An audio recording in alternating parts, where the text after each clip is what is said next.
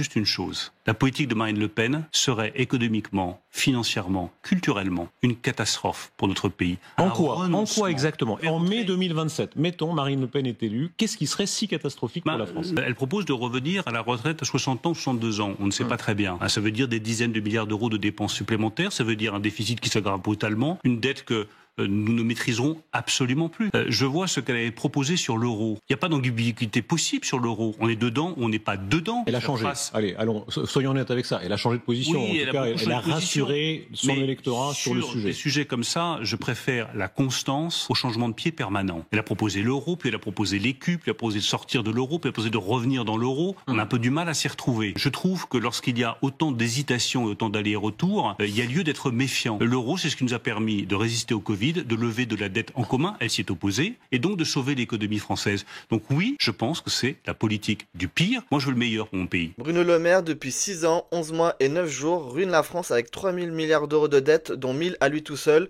si l'on exclut Emmanuel Macron. Bruno Le Maire et Emmanuel Macron tenaient exactement le même discours en 2017, en jouant sur la peur du Rassemblement national, en affirmant que ce serait une catastrophe économique. Mais à un moment donné, il faut balayer devant sa porte et constater les dégâts économiques réalisés en à peine 7 ans. Surtout, le ministre de l'économie utilise le conditionnel en employant le terme « serait », mais actuellement, il nous confronte à un déficit de plus de 5% avec un déficit annuel de 150 milliards d'euros.